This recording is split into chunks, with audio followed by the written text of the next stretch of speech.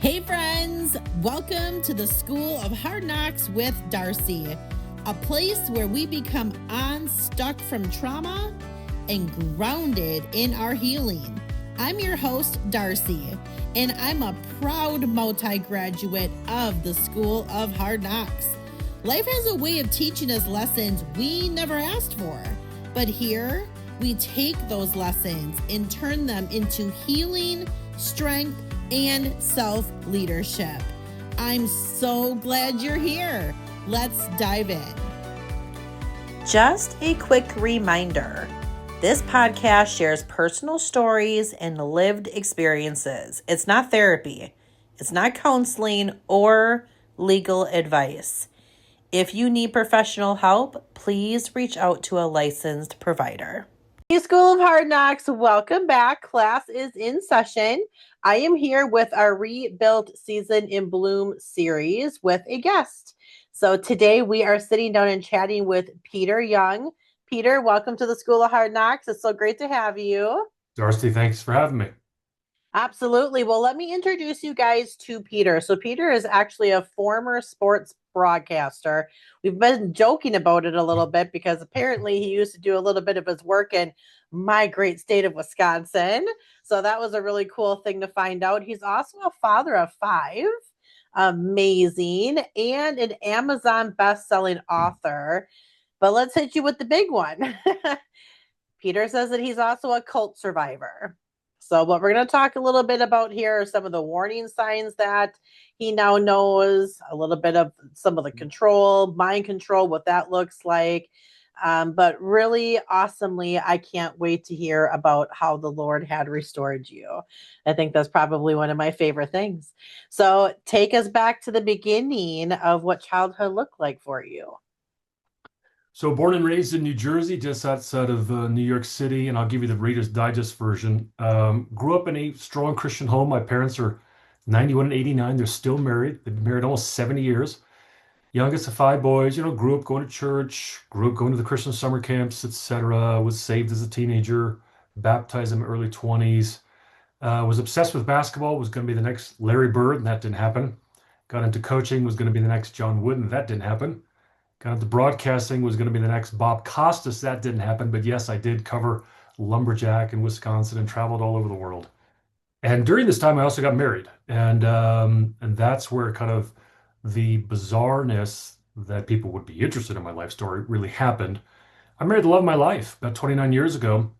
And she brought to the marriage this mysterious spiritual guru, for lack of a better term, a guy we called Uncle Robert, who wasn't related to any of us. Born and raised in Syria, and olive complexion, looks like a Middle Easterner because he is. And my wife was, blonde hair, blue eyes. I'm 6'5", Northern European looks, and cut to the chase. He destroyed my marriage, broke up my family, had me doubting my faith. I was never suicidal, but I hit rock bottom really, really hard. Lost everything, but I didn't lose my salvation. I was maybe blinded for a time, and I was brainwashed for about 2.5 years. And then the Lord rescued me, in essence, kind of removed the blindfold, if you will, and opened my eyes and ears to the truth that this Uncle Robert character, who was acting as a gatekeeper to God, was really doing things that were unbiblical and wicked. We don't need an extra gate. Jesus is the gate right to the pen. He is the shepherd. And so that is my story. So now I'm a million times stronger as a man of God. I wish I could have learned my lessons differently, but this is how I learned. Yeah. So in your childhood and through your teenage years, you said that you grew up in a home that was a faith-filled church-going home, correct? Correct. So when you met your wife, what were there signs of something that the faith was just different, or that the way that she had lived her life was a little bit different? There were signs I can remember like it's yesterday, and literally, I put all this in my memoir, and whenever I discuss it, I get my hair stands on end because it's just so fascinating. I remember being at the gym working out with my buddy Gary, and I was living in a little Pocatello, Idaho. I was doing the 6 and 10 sports, and I knew of Paige. I call my former wife Paige in my book, and you couldn't miss her. 6'1", tall, blonde. She was gorgeous. And I remember telling my buddy Gary about her, and he knew her. He says, "Oh, I know who that is. That's Paige and her sister." But be careful, Peter, they've got this weird family guru. So before I ever met her, excuse me, I'd heard about this weird guru. And then when I did meet her at a singles Bible study, we started dating right away. And he lived in Southern California. We were in Idaho. He is an Uncle Robert. And I remember having a conversation with her specifically. I was in love. I knew I wanted to marry her, but I needed to meet this guy because she talked about him all the time.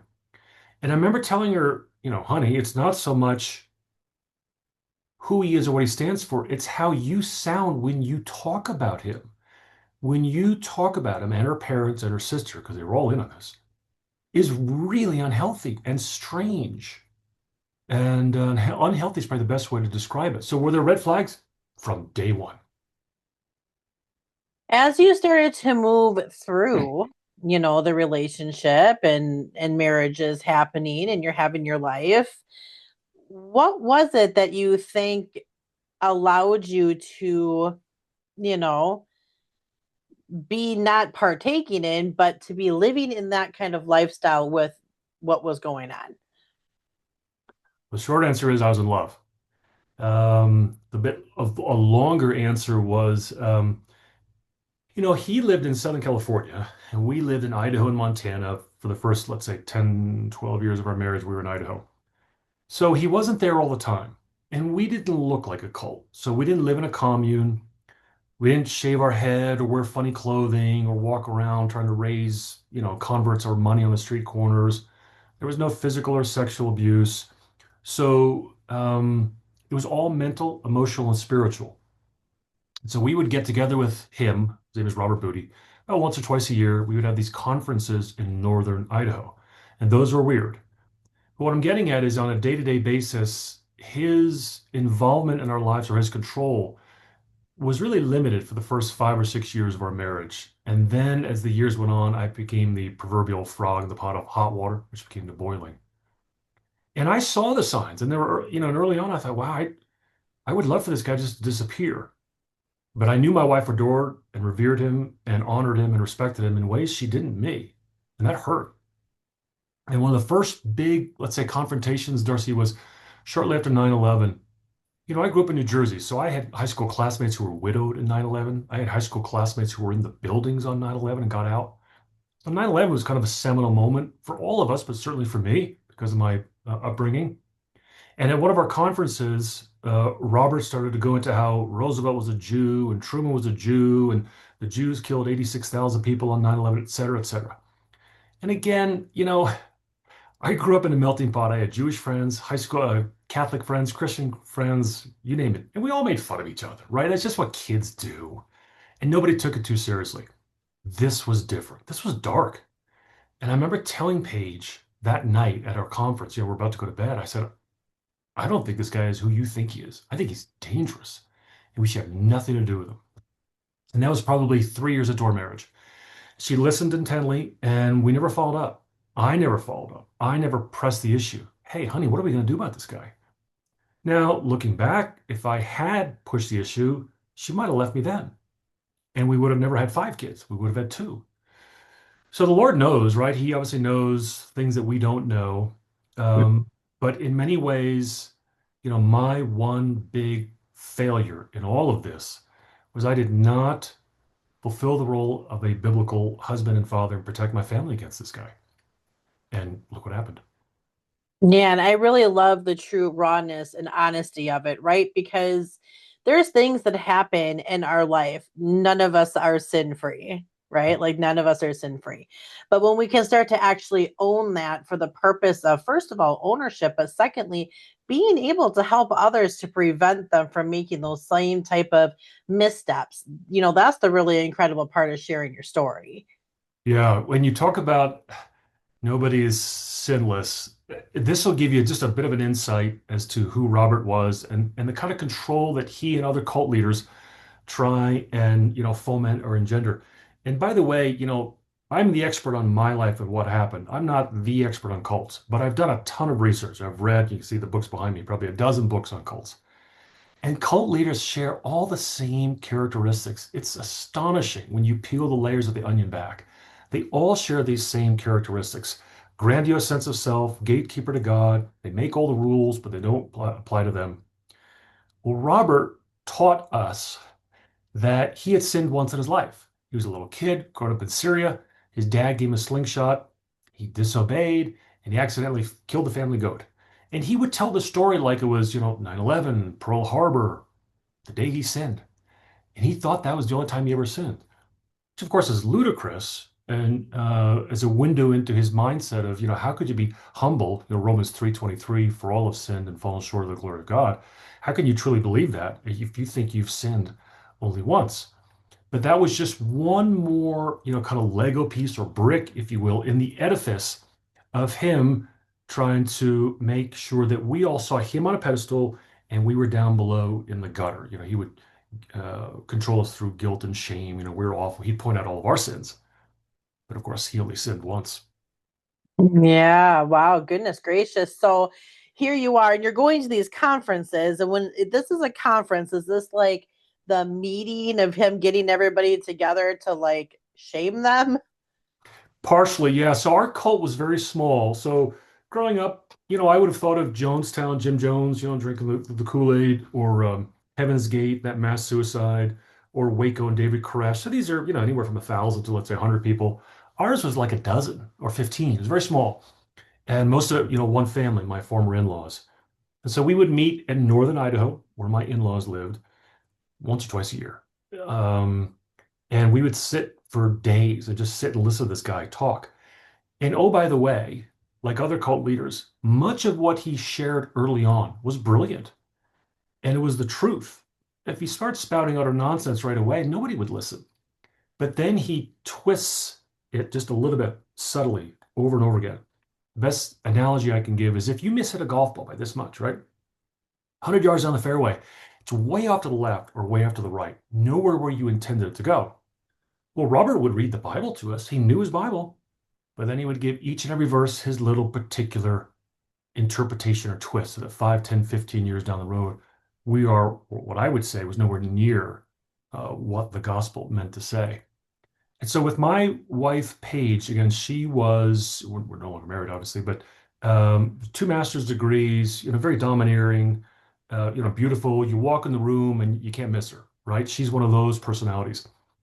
And she was always probably his most important convert because Robert was, kind of short, portly, bald, bulbous nose, zero money. He had no career, no job. His wife had a good job. She made the money.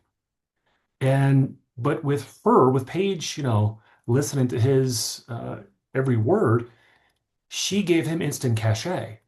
So the kind of critique and criticism that Robert levied on the men was never really directed against Paige. It was mostly against me, Paige's older brother, and Paige's father, because he really wanted to make sure that the men were under control, and he did a good job of it. So what happens when you start introducing children into the mix? Boy, I've been on over 100 podcasts and no one's asked me that. Gosh, I just want to say you're my second interview today, and the last gentleman said, "Man, I've never had anybody ask me that." And I'm like, "Am I just that good? Am I just Yeah, you're on it today, what's Darcie. happening?" Well, I would first off say that there's not so much an introduction to the cult. It's not like we hid our children till they were 5 or 6 and then introduced them to Robert. They grew up in it. So at a certain age, at these little conferences, they're downstairs watching videos, right? Veggie Tales or something. But then at a certain age, they would come up and they would be able to listen in on the conversations. But still, at the breakfast table, the dinner table, they're always hearing him. And oh, by the way, he could never shut up. He had to have the floor always in the car, at a restaurant, everywhere. Everybody stopped talking and listened to him. Drove me nuts. So the kids grew up around it, would hear it. But yes, at a certain point, they were also old enough to sit in on these conversations. And I got to tell you this one story that'll give you another insight into just how dysfunctional and unhealthy it was. So again, remember, the kids are around this all the time. And at this point, 3 of my kids are 10 years or under. Now, in 2016, the dominant story in America was the race for the presidency between Trump and Clinton. And Booty hated Hillary Clinton. So he starts describing the laughing hyena pack in Africa. And in the laughing hyena pack, the dominant individual is a female that has given birth several times, not the male. And after having given birth, the female develops a fleshy appendage. This is biology on the hyena that basically looks like a penis, and it's bigger than the guys. And she dominates the pack. And then the males, lick the groin in a sign of subservience. Well, he compares Hillary Clinton to the leader of the hyena pack and says if she gets elected, she's going to be strutting around the world stage with her fake you know what, and world leaders are going to be licking her groin. And on the one hand, it's almost like hilarious. It's like a joke at a bar. On the other hand, it's perverse and sick. And if it wasn't him, if another person started to tell the story around my kids, I'd be like, time out, stop, get out of here. This is perverse. But it was Robert, and he could get away with anything. Whatever you and I would do that would be inappropriate was never inappropriate for him. Yeah, wow. I mean, that has to be just such an eye-opening feeling now. Like looking back and just thinking about the things, because like you said, if somebody else were to act a certain way, Right. but that what I would assume is a brainwashing, somebody who's just had so many things pumped into them over and over and over. What was the breaking point? What was the Peter has literally a come to Jesus moment. Like, this is enough. Yeah. And I just want to touch on what you said, brainwashing. That's really the best term for it. I believe all cults share two things. Number one is a leader, and there's no hierarchy, there's no leaders, there's one leader, and then it's undue manipulative mind control or brainwashing. That's where it all starts. So then in my case, my kids would have grown up in that. And to what degree they were brainwashed, I think out of the five kids, it's varied. The sooner the kids got out of it, the better, for sure. And some of the kids, got out of it at an early age.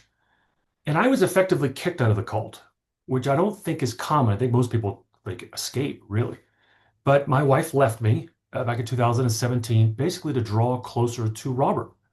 I was never pure enough, never believed enough. I was the one that would ask questions, and cult leaders hate questions. So I would ask Robert questions. What do you mean the Jews are out to control the world? Do you have any evidence? Instead of evidence, I would get, Peter, why are you so dumb that you don't understand me? And then whenever that would happen, I would be diminished in the eyes of my wife. So she left me to draw closer to him, and I was devastated. I did not want to lose the marriage. And then when she left, a perfectly faithful, loving husband, it was clearly she had done something unbiblical. So then she and Robert had to come up with some kind of a cover for her. So then they started to teach our five children that I was the devil, that I was Satan, that I was a sorcerer, that I was a bloodline and a sperm donor. And I just got to take the audience back about 2 years, again, to show you the profound control that Robert had over Paige. We had five kids, and we had talked about having another, and if it was a boy, naming him Matthew. So we go on a date night, my wife and I, and she tells me of her desire, her burning desire to have another son, but not for me. You see, Robert, who's about 80 now, he had two adult sons who got married and had granddaughters. He had no grandsons. So he had no son to carry on his precious legacy. But to Paige and her parents, no one being able to carry on Robert's, bloodline was something that had to be avoided. That was a tragedy. Well, thankfully, it never happened. I was against it, obviously, which made my wife even more angry. But then fast forward 2 years later, and she's left me, and now she's denigrating me to our children, telling them that, well, your dad is just a bloodline or a sperm donor, with the goal of the kids now looking to Uncle Robert or Grandpa Bob, as they called him, as their true father. And then when that happened, I knew that was sick and unhealthy and that was wrong because at that point I was brainwashed. I was brainwashed for about 2.5 years. The last, 2 years I was with Paige. And it took a full year to really recover and realize that Robert was not the one who was going to save my marriage. He was the one that tore it down in the first place. And so again, so that moment for me was, when my wife left me, and then that started this really horrible year where, I hit rock bottom hard. Couldn't sleep, couldn't eat, never suicidal, but was doubting my faith. Robert had caused me to doubt my faith, didn't think I was a saved individual, on and on. With you hitting that rock bottom, what were some of the things that you had to do in order to regroup and to get to where you are now? Well, there's a lot of help from friends and family. So when I say family, my parents, my brothers, my sister-in-laws, aunts and uncles, the Youngs, my name's Peter Young, they had no idea. They knew of this uncle, what's his face, but we lived in Idaho, Montana. They're on the East Coast and West Coast, so they had no idea. So a couple months after my wife has left me, she's taken the kids with her. I'm a wreck. I finally reach out and tell them what's going on. And so they rallied around me immediately, showered me with love and help, whatever I needed. And they were very patient with me because, again, I was brainwashed still at this time. And I was probably very difficult to deal with because here I am just being crushed, but I didn't want any negativity towards Paige and Robert. Well, eventually they couldn't hold it any longer. They had to point out the obvious. But I would say the most let's say concrete or actual here's what you need to do, step number one that I had to take was getting out into fellowship with other believers, so family and believers, because cult leaders control their members through isolation, paranoia, and secrecy. So I had become cut off, in essence, from the greater body of Christ. My wife and I we would just with our kids have like home church because we only believed Uncle Robert knew the true gospel. So I wasn't fellowshipping with other believers. So I didn't hear any other voices. There was no other voice in my life saying, Peter, this Robert character says casinos are the true churches in America. Can you explain that to me? I had no one to offer a balance, if you will, to what Robert was saying. So then as I finally started to, share with people what was going on and allow people to, speak with me and ask me good questions, then it's like, getting your thumb cut off. You won't die, but the thumb will. I kind of got reattached, if you will, surgically, and had people then really help me and point the obvious out because it wasn't obvious to me. I was brainwashed, but they would point the obvious out. And after, months and over a year, it was, oh yeah, you're right. How come I didn't see that? Yeah, and it's so interesting because you were married for quite a while, right? Yeah, so we got married in 97 and she left me in January 2017. So we were together 20 years and then she did file for divorce. Again, I was devastated, never wanted it. I never thought divorce would be in my life. And I, still hate the word ex-wife, divorce. I hate all those terms, but they're part of my story now. And the divorce took 3 years because I didn't want it. And we kind of fought over the kids. And so the two oldest were old enough that they weren't really a part of the courts, when all of this, hit the fan, so to speak. The three youngest were. And the courts saw the cult influence and parental alienation. That's where one parent tries to alienate the kids from the other. Well, she figured, hey, Uncle Robert is brilliant and I follow him, so we're right. Everybody else is wrong. We're not going to throw our pearls before the swine. So she didn't feel like she had anything to hide.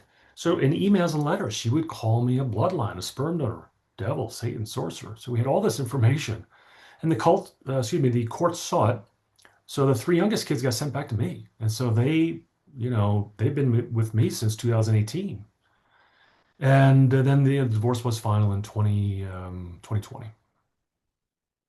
Wow. So that had to be a transition, right? For your kids to come and Oh, move home. yep. I mean, after they were just told all of these things, I can't imagine they must have been scared. It must have been Yep. uneasy and had so many questions. So, yeah, let me take you back to a couple of those moments. They were taught by their mother and, of course, Robert and their grandparents, my former in-laws, that the fifth commandment of the Bible didn't apply to me, to, honor thy father and mother and you'll have a long life. It only applied to, fathers that love their kids or fathers that love their wives. And so, of course, they were told that I didn't do either. So they were literally taught that the commandment of the Bible didn't apply to me.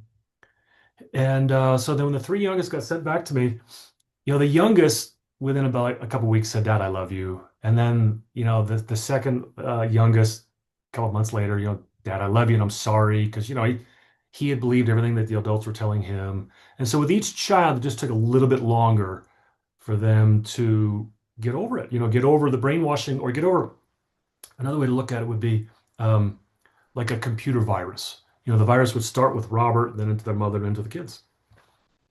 Yeah, I mean, it's walking through that rebuilding that trust with your kids.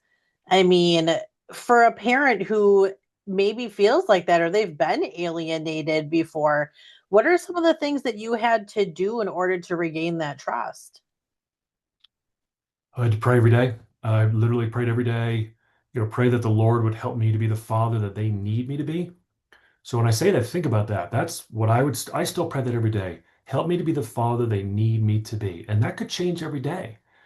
And so sometimes the father they needed me to be is, holding the line, is maybe a little bit more stern, is not giving in. Other days it might be I need to have a little bit of a softer touch, a lighter touch, have grace for them as they work through this. But each day, I'd ask that he would enable me to be the father that they need me to be. And then I was just constant prayer for those kids. But boy, it takes a lot of patience. I tell people that parenting is a marathon, not a sprint. And there were a lot of times where, well, first of all, being a single parent is very lonely. It's a very lonely endeavor. But I would not change this for anything. Maybe I'll say that a little differently. I wish I was still married. I wish I had a spouse, but I would not be like put my kids in daycare so I can go, pursue my career. I'm pretty hands-on dad, and I would not change that for anything. But it takes a lot of patience because they were a victim too. They grew up in this. They knew no other life, and it's a bit of a mixed bag with each of the five kids in terms of where they're at with my relationship with them. Yeah, I was going to ask, how is your relationship with your two oldest children? Yeah, it's a work in progress. I'll say that, they're at an age now where they're young men and they're on their own and doing well. And I'm not the first dad to have a strained relationship with older children. Certainly there's a reason why my relationship is strained. But I certainly also hope that there'll be some reconciliation, and I just have to be patient. Yes, absolutely. Well, tell me a little bit about this book. What's it Yeah. called? Where can we find it? So the memoir is called Stop the Tall Man, Save the Tiger. Yes, I realize that's an interesting title. It all comes from what I believe was a dream that Paige had and was given to her by the Lord about a month or two before she met me to warn her about this Robert Booty character. And Booty was able to manipulate the dream, turn it on its head, and cement his authority in her life. And the repercussions of that error from 30 years ago are still being felt today. It's fascinating. And so you can find the memoir on Amazon, Barnes and Noble. There's probably other sites as well, but it's easily found online. Awesome. And follow-up question. Is Paige still with, the family-oriented life of this Uncle Robert? As far as I know, we have almost no communication whatsoever other than, visitation with the kids. She has remarried, she has moved on. I don't know what the status is of Robert, but I could just tell you based on how those people interact with me and how they treat me, there's been no change. If anything, it's worse. It's been pretty vicious towards me. Well, I mean, how incredible for you to have gone through this journey and come all the way back around and, give your children the safe life that they deserve to have, right? So that's awesome. Besides Amazon, how are people able to find you? So you can find me at my website, which is author.peteryoung.com. I have three books. So I've also written a series on faith and basketball. So I've got two of those with the third and final installment in that trilogy coming out later this year. Again, I played and coached college basketball, so I love basketball. And I love using sports as a metaphor for life. So with all my books, I'm really sharing the gospel. I just use it through sports. And I love doing book reviews, and I'm also available to be booked to speak publicly. So you can find it all on my website. I love it. Well, thank you so much for being so open today and sharing your story with us. I really appreciate you being here. Thank you, Darcie. Absolutely. All right, School of Hard Knocks, you know what to do. As soon as you're done listening to this episode, please go and find Peter on all of the places. Like, love, share, comment, do all the things. There's more than enough room at the top of this mountain for everybody. And as always, when you are walking with the Lord, healing is always possible. We'll see you guys in the next episode. I'd like to thank you for sharing your time with me today. And I'm so proud of you for stepping into your healing journey. Please share this with every single person that you know. I'm here to make the biggest impact possible, and I can only do that with you by my side. I hope you hit that follow button and you save me to your library so you never miss an episode. We just took another break out of your wall, and remember, with God, healing is always possible. I look forward to seeing you on the next episode.